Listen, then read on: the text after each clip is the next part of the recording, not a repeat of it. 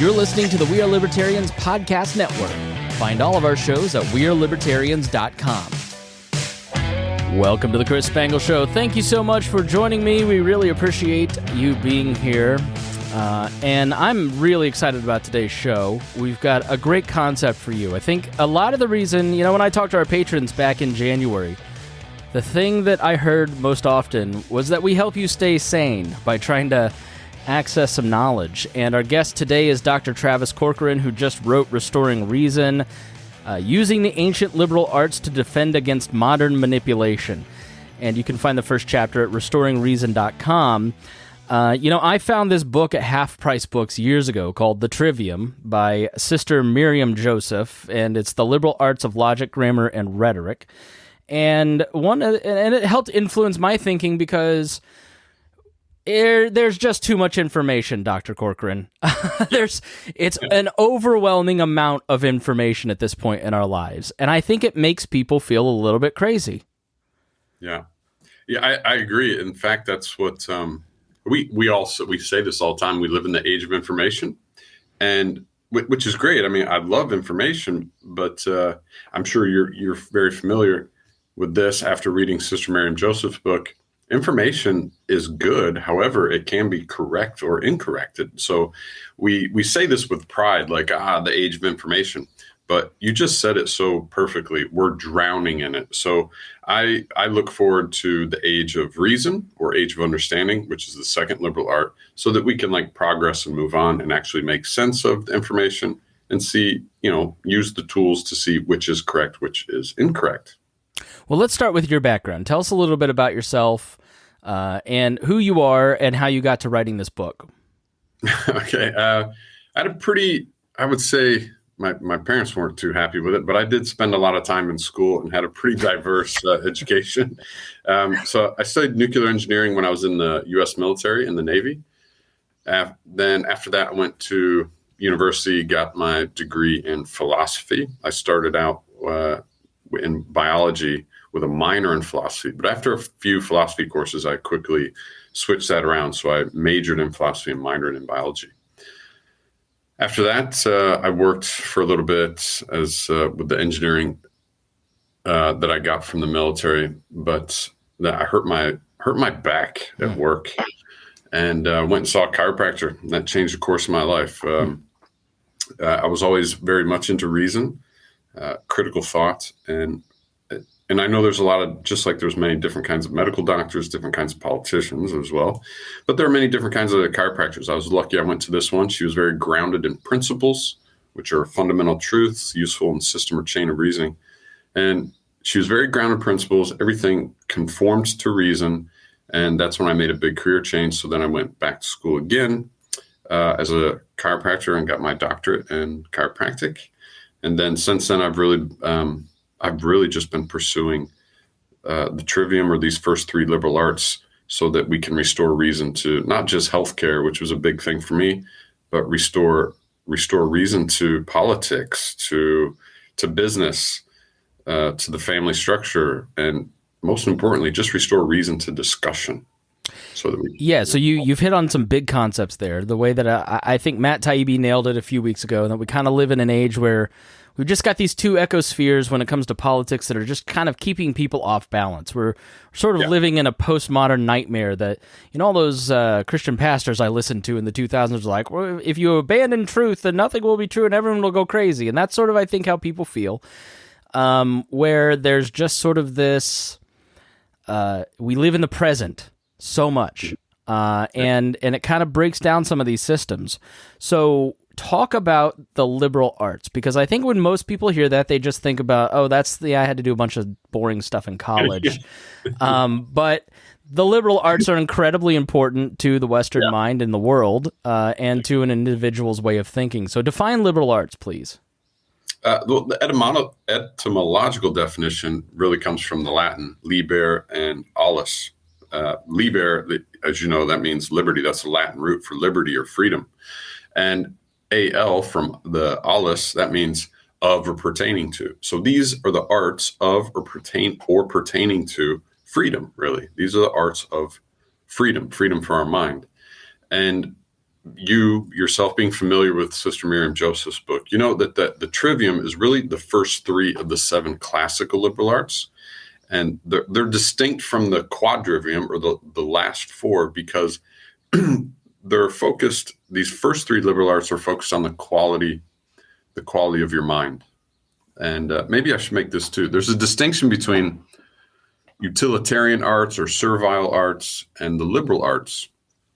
And Sister Miriam Joseph talks about this in her book as well. I don't get into that much detail in mine. I tried to make my book a little more reader friendly, user friendly. Yeah. Yeah. Cause I'm like, probably like you, if you ever recommend that book to people, they don't find it very sexy. I haven't, no. She was born in 1898. She was, doctorate from Columbia. She was a very heady person, and you get a lot of, but I mean, what are those 7 classical liberal arts like, and why did you choose the first 3? The first 3, because like I said, they deal with the quality of mind. And the first one is, she refers to them as grammar. That's how we structure information. And then logic, how we structure an argument. So first you structure a statement, then structuring statements together, premises to form a conclusion. That would be logic, the second liberal art. And then rhetoric, which is concerned more with effectiveness, how effectively you communicate. So those are the first 3 liberal arts. And if you're familiar with John Taylor Gatto, he best describes these like the elite. Their education is pretty much just the Trivium. What they do is they read, they write, and they debate. And if now you can probably see why that's so important. Reading is probably one of the most effective ways of acquiring information, or grammar, right? I sometimes refer to the first 3 liberal arts a bit differently: knowledge, understanding, and wisdom. Instead of grammar, logic, rhetoric, or more modern terms, you could just say input, processing, output. But John Taylor Gatto, when he talks about it, he says, read, write, and debate. Because reading is a great way to access information, plus so much is left to your imagination. So it still instills innovation, creativity, forming your own thoughts while you acquire information. And then with the writing, you're forced to structure your argument. You have to really put it down, think about it. It has to, conform to reason, right? There can't be contradictions, errors in reasons, logical inconsistencies. So writing is a way to force our mind, or to practice logic or understanding, the second liberal art. And then he says debate, read, write, and debate. And there is no better practice for rhetoric than debate, like how well you present your argument. So that's really the first 3 liberal arts, and those are necessary for before you were to start with, like, say, the quadrivium, which has to do with not quality of mind, but quantity that the environment, or quantity of the environment that the mind finds itself in. And I know another book you would like, Chris, actually, and it's real small. It's by Dorothy Sayers. Yeah, The Tools of Learning. Yeah. You're already familiar with it. You've met a nerd. It's nice when nerds get together. Yeah, right? There's no surprises on the table. Yeah. So that book was great. She uses different words than I do too, but what I love is how she really points out that these first 3 liberal arts is such a natural process. We go through these automatically. When the child is born, your first 7 years, you're not really a rhetorical expert. You're not asking a lot of questions. You're just absorbing information. It's just, you are and mostly empirically. So most of the knowledge for the child is empirically derived in the first 7 years. They just believe everything. They haven't developed good questioning skills or evaluation.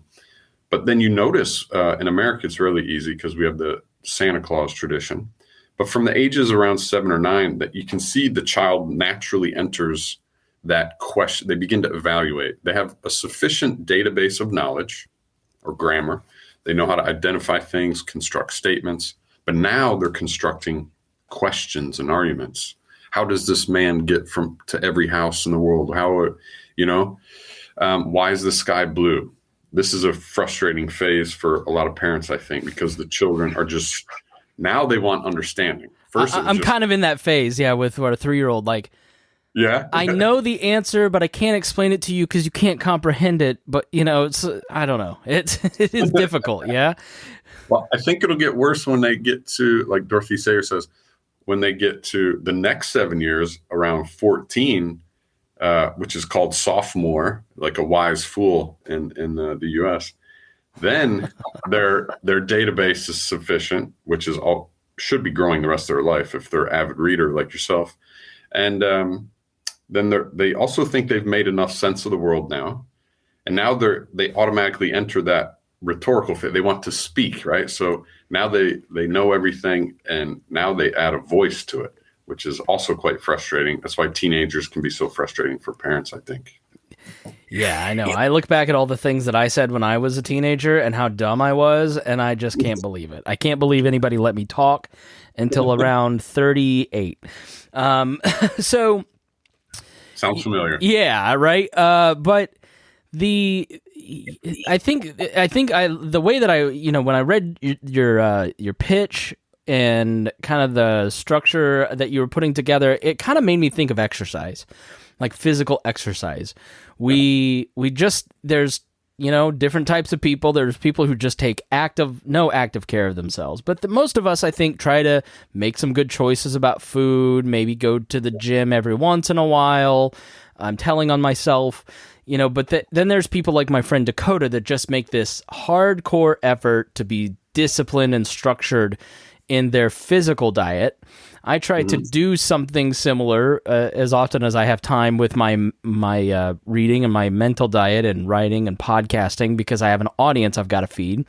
And I often tell people, like, don't let yourself get lazy with the mental stuff, and it'll make you less crazy, because like you said, if you're reading, writing, and then talking about this stuff, you have less anxiety about things, right? So even I've got a situation going on with an infection, and it was very scary early on, and then I went to the doctor and they gave me knowledge, and then I was fine with it, right? Because I got some help. And so there's, we see this play out all the time in our regular lives, but then we don't seem to apply it to our information diet. We just sort of mindlessly scroll and spend hours on TikTok or Facebook or Instagram, and then we can't figure out why, while fundamentally the world is better than it's ever been, I should have died from this infection 150 years ago, for instance. We have a lot of advantages here in America. So how do you advise setting up a program for thinking? Oh man! Before anyone, I like the way you put it, because you got to make the choice, right? Before you pick the diet plan and go to the gym, you got to make the decision to make the choice to do this. It's great you realize that, and I'm sure many of your listeners probably pick up on that too, where they can draw those relationships from. Yeah, this is how it is physically. Well, if those principles are true physiologically, they must be psychologically too. Just as it is with the body, it should be with the mind. And the way you said it too about just mindlessly scrolling, I really consider that. And I can be guilty too. It's not that I'm not perfect in any way. But when we scroll like that, it is really just like endless junk food for your mind. And like anyone that was concerned about their physical health would never just nonstop consume junk food. McDonald's and ho-hos and ding-dongs. And look how it's even more dangerous with the mind, because you don't know when you're full, right? But the first step before even creating a plan, which would probably be unique to the individual, but prior to starting, the first thing that has to happen is anyone that's considering this has to make the distinction between emotion and thought. Like, thoughts are not the same as feelings. And emotions are an automatic reaction to the environment that you find yourself in, where thoughts are responses, right? This is an active process. It's not automatic.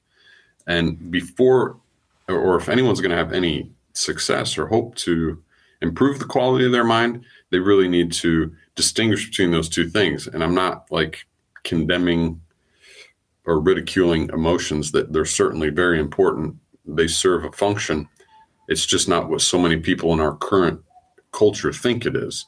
Many people have strong it's called the conviction bias. They have such strong feelings about something, usually a political ideology, and they've never really thought about it. They don't understand the premises.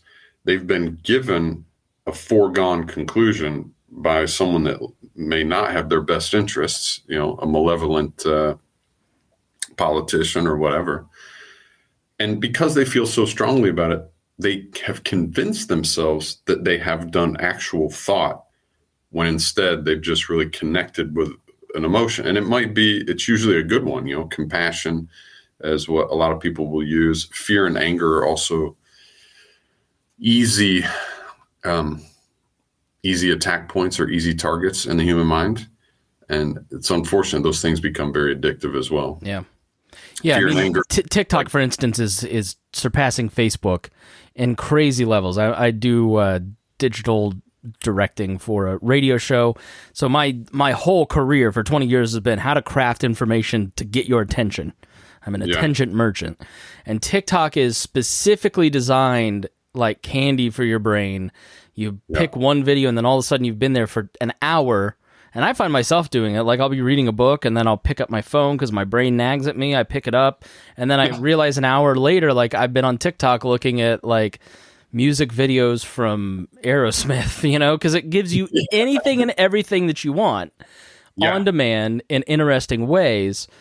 And I have to commit to putting that down or not actively using those channels. I mean, I've been a social media addict since 2005. And I've had to fight to kind of get away from that and get myself into reading over the last 5 years and get myself into kind of the stuff you're talking about. Because TikTok especially is just serotonin. And then when you don't get it, your brain's going, "Oh, this is boring." Yeah. Its effectiveness probably lies too in that never in nature, and we're born from nature. I mean, everything about this, we're not machines, right? So the further we drift from nature, the more problems we're inevitably going to have. It's great that we can have a lot of technology that does conform to natural processes, but TikTok in particular is very strange because it moves so quickly, so fast. You can change context. Like 1 minute, like you said, an Aerosmith video. The next minute, someone falling down a stairwell, or the next minute, a mom kissing her little baby. Just the context changes so rapidly, and that never occurs in the natural environment. Yeah, that's a great point. We really have difficulty slowing our mind down, and like you said, we get addicted to that kick, that serotonin. So you kind of posed that big tech, academia, and the government threaten our intellectual freedom. Can you kind of go into that? What do you mean by that? We all sort of feel it, but nobody's defined it. Well, how I in the intro chapter, which again, people can download for free, no strings attached, that first chapter at restoringreason.com. I thought that I would look at it, Chris, like a detective tries to solve a murder and like the intellect is the victim. Intellect has been murdered, right? I mean, you spend any amount of time on social media, there's evidence of that everywhere. Yeah, I mean, how would you define intellect? Let's get real great, because is my brain thinking? Is that intellect? Yeah, I would call the rigor of the mind, like what you actively do. Feelings, like we talked about before, those are like I try to equate it to like the dashboard on your car. Like those indicator, the engine oil, the RPMs, the speedometer. My car also has some like tire monitors. That's just an indication of real-time feedback right now, automatic. It's reactionary to the conditions of the road, how fast I'm going, the engine temperature. But those things, and they serve a great purpose, just like emotions do, right? They're feedback indications of what's going on. And there are many of them, but to allow them to rule your mind or that's chaos, right? There's one voice of reason. There's one person driving the car, not multiple drivers. So that's the distinction. Like intellect, or that voice of reason, is what's in control of your mind. And it produces, hopefully, good responses to the environment. Emotions are reactions to the environment that we should look at as more an indication panel or a dashboard. That's how I distinguish the intellect from, say, thought or from feelings and emotions. Sure. So now apply that to big tech, academia, and the government. And how do they undermine good intellects? They do that quite simple. Big government. The government is probably the most effective at this, right? We see time and time again that the appeal is to fear or anger. Fear this recession, fear this investment, fear this virus, fear this terrorist, fear this country, fear this political party, fear whatever. Those may be legitimate or not, but we're often not presented with premises and conclusion that would conform to reason. We're just given sensationalistic appeal to emotion. This has been the number one weapon of politicians and government for ages. Or anger, right? Some group has taken something from your group or this group or whatever, and they want to identify you that way. And once you become part of a collective, right? Whatever, like based on your religious practices or political affiliation, gender, color, whatever, that they want to keep you from being an individual. Individuals have intellect. Collectives have like this group think of conformity.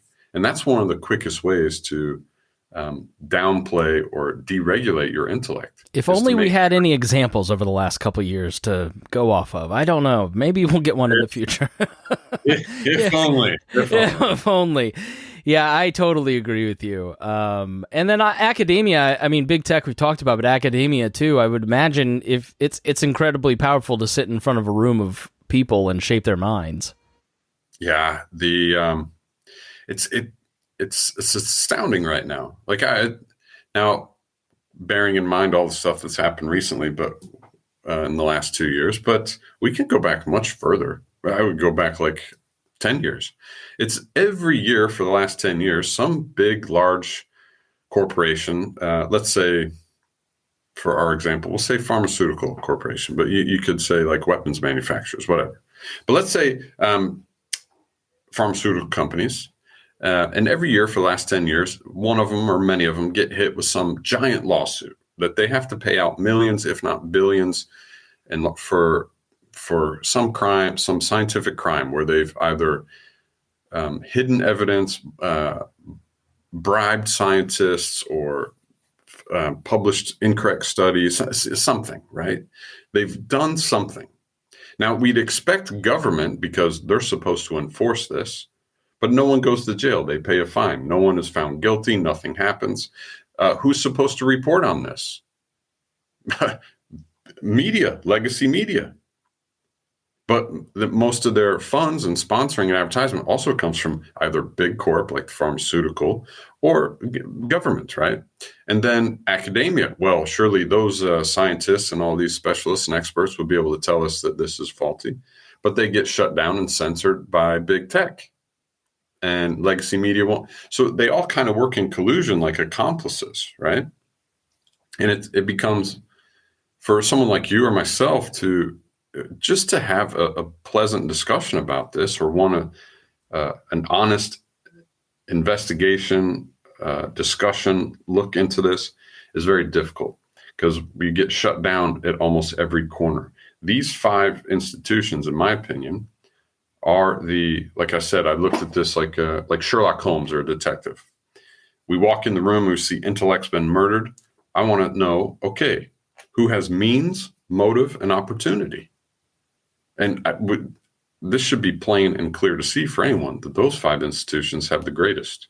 I watched The Big Short again yesterday. I love that movie. Yeah. Michael Lewis has a great podcast too that I listen to. But The Big Short is about the 2008 housing crisis. Nobody went to jail. Nothing changed. The media was in on it. Everybody was kind of in for the fix. And I think it's a great movie to illustrate exactly what you just said. Yeah. because we've got some 10 years apart from it, so we can all kind of look back and go, oh yeah, that was crazy 15 years ago. But yeah, I mean, I think it's hard to know, and this kind of leads to knowing what's true and what's accurate. You look at Ukraine, for instance, and there now are, like, there was the comfort of the war on terror where, we're just the good guys and they're the bad guys. Yeah. And I'm just not going to listen to any of the Abu Ghraib stuff. I'm just going to live over here and be a patriot. Yeah. But with Ukraine, we really have no vested interest. And you look at the Ukrainians, and I mean, I'm definitely on the pro-Ukrainian side. I think they've been aggressed against. But I also hear my friends kind of repeat some of the Russian stuff. And did you see what this Ukrainian soldier did? And, the morality of it gets so, difficult to suss out. And I think people have kind of COVID fatigue, and they brought that to the Ukrainian discussion, and they just don't know what to think about it. They don't know what's accurate. So, how do you make a commitment to finding out what's accurate without losing your mind and spending hours just researching one fact? I would say the first thing is we have to stop falling into this this broad brush trap where we look at everything based on, like I was just saying, groups. So when we look at Ukraine and Russia, like there's nothing inherently good or evil about a country.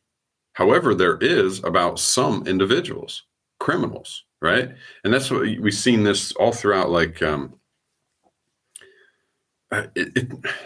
man, things have changed so much in the world today in big part because of media. Imagine a crime happens now, not just like a country attacks another country, but someone's found dead in the street. The first thing that the media asks isn't who is the criminal and who is the victim. What they do ask is, what is the gender, color, sexual orientation, religious affiliation, political association of the aggressor or of the victim? And then it gets spread out. Anyone who is also affiliated with those is also a sort of villain, and everyone else is a sort of victim. Oh, well, the victim was this political affiliation, religious. So everyone of that religious affiliation is also oppressed. And what we've fallen to the trap of is, I mean, I just came back yesterday from Czech Republic, and it was interesting to hear their opinions about this. And I think they have a lot less media, so maybe that's why they had a better point of view or more. Yeah, what did you find? What did you find? They shared a lot of my opinions, and that was, there are criminal elements in both the Russian government and the Ukrainian government. There is no really good side here. And people should be, at least they are anyway, the people I spoke to, right? Because these are individuals. Again, I also don't want to fall into that trap and say everyone in Czech Republic thinks this. No, the ones I spoke to did. I spoke to individuals. I did not speak to the entire nation.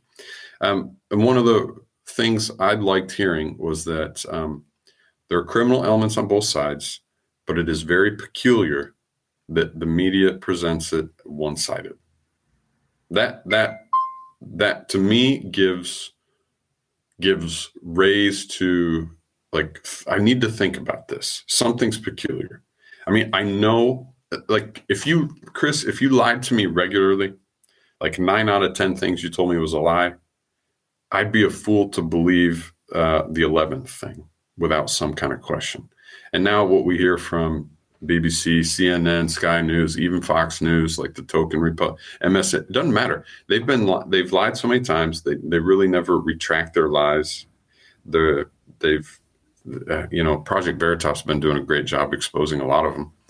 Like, so when they have a lot to say and it's unanimous and they censor other points of view, I'm not saying that it's all a hoax or a lie, but it does give pause for reevaluation.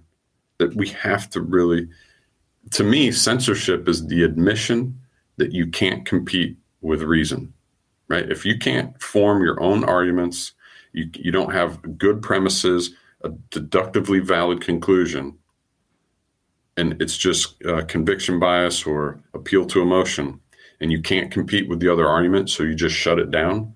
That's an admission that you don't have a good argument. Yeah, and I think independent media will incentivize you with that opinion and never listen to them at all. So you'll listen to them, but I don't find that institution of like, here's just my gut feeling, and I kind of have some facts. That's not a good system either. And I think that's sort of why people feel crazy. It's like, alternative press doesn't have the same level of fact checking or, institutional resources to go out and do things. It's getting better, but yeah, I think that's sort of how it's difficult to kind of break it down, because I know, like watching CNN, I'm not going to get the right information. I'm not going to get the whole picture. They've made a decision. Chuck Todd's wearing a Ukrainian flag pin.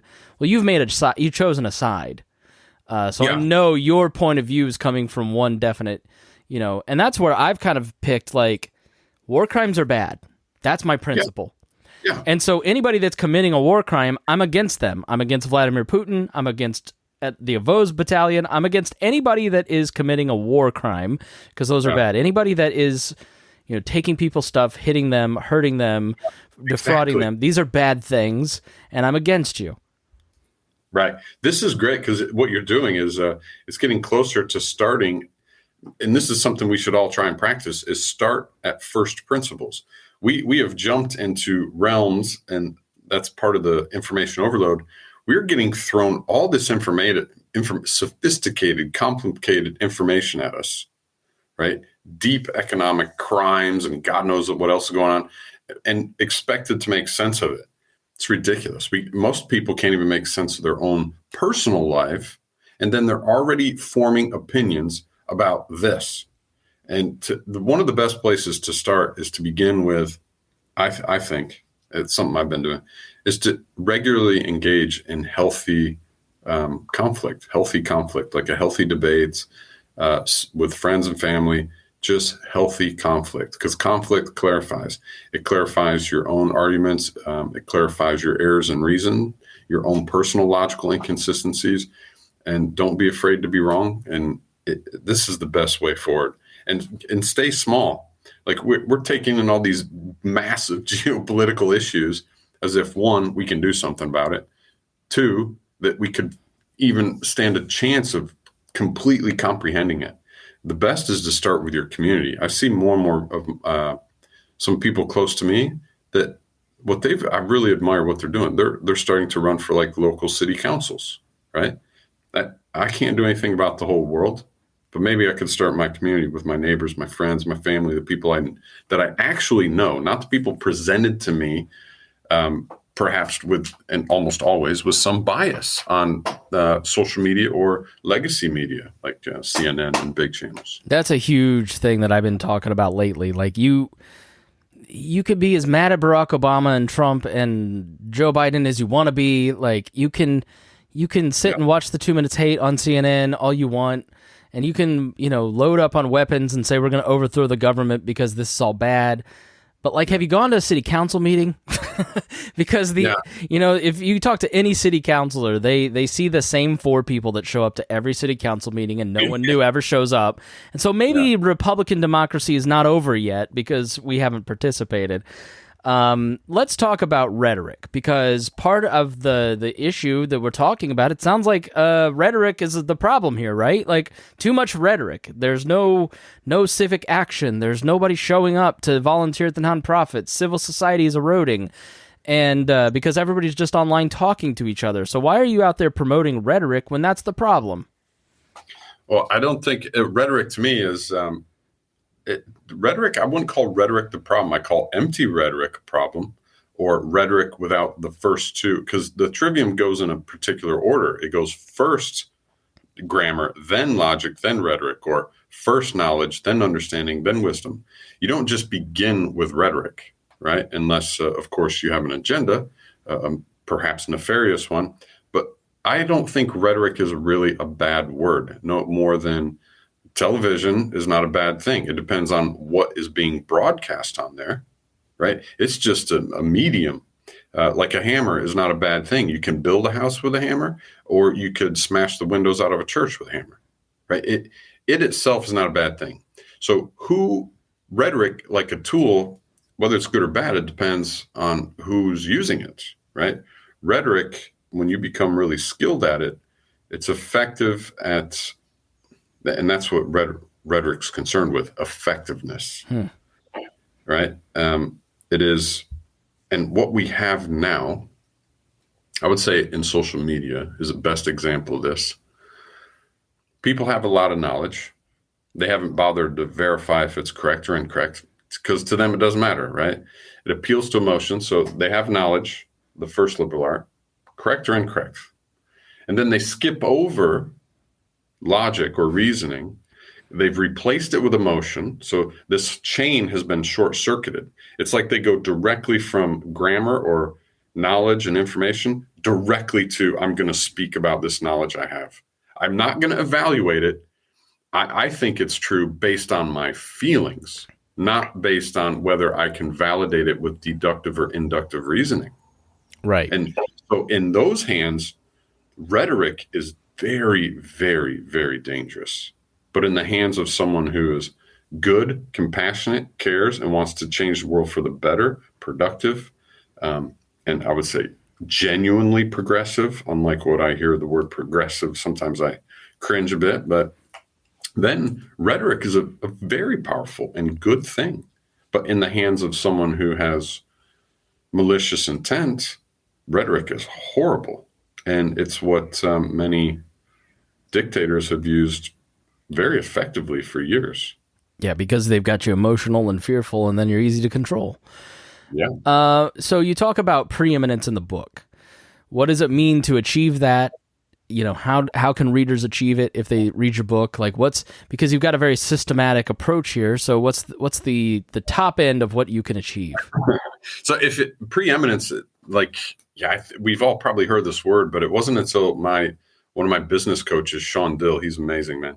When he started talking about it, that's when it really resonated with me. Basically, what preeminence means is if you're preeminent, like Krangle, he is a preeminent podcaster.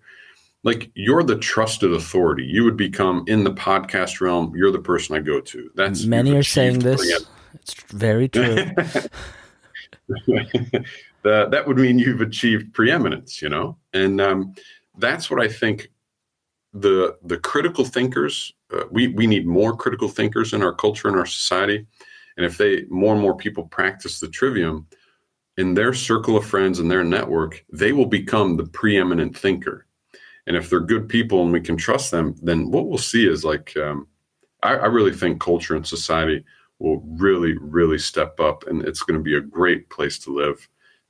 I look at everything from that perspective, like as if we're all a bunch of roommates. We may not live in the same house. Like, hey, Chris, you didn't do the dishes, blah, blah. But if you were my roommate, I want to get along with you.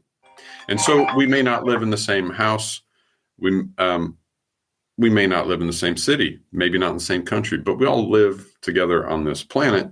And I think with more critical thinkers, we would all be just much better roommates to one another. Sounds like a little bit like why are you looking at the speck in somebody else's eye when you've got a splinter in your own? Like, why? And I've noticed this, like when I'm obsessed with other people's behavior or opinions or what they did or didn't do, like it's kind of lets me off the hook for kind of going through the tools that I need to be more successful in my own life. It's a little bit like the TikTok of the information diet, when you're looking at other people, just kind of passing judgment. Yeah, they're worse, so I can rank myself above them, and then you just kind of a recipe for disaster. Yeah, I like what you said. It's really, because that's what comes from know thyself. Like, that's where you should start, right?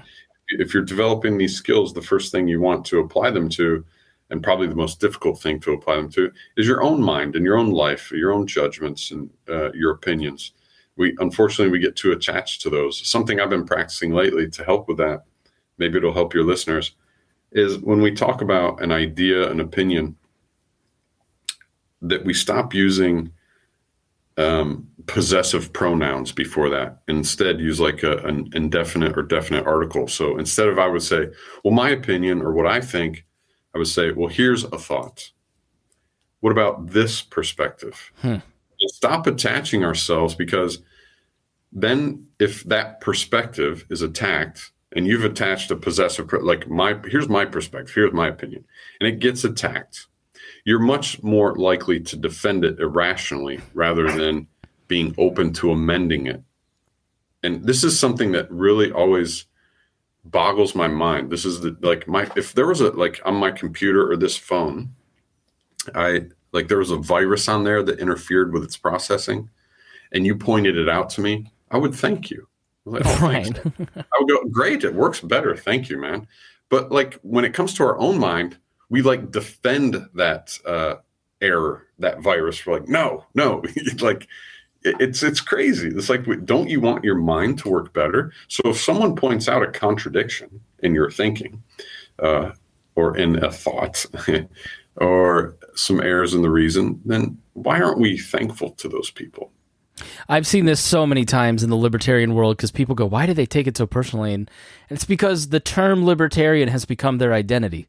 The term, I am a Democrat, and this is my identity, or I am against Republicans, and that's my identity, or I am a Trump supporter, and that's my identity. And so if you criticize him, you've criticized my group, then I have to attack you with the North. Yeah. It's just, I think that's a huge problem that people make, is that they don't stay flexible and they start to attach these weird ideology.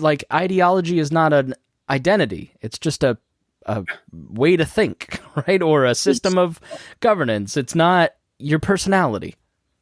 100%. It's not you that's being attacked. No one's beating you up. It's just an idea. And the beautiful thing is, once we recognize we have the freedom to change those ideas, it's great. But however, we should never change those ideas to conform to a collective. But at the same time, we shouldn't, like the nonconformists. Well, I'm not going to conform just so I can be that's also an identity thing. Yeah.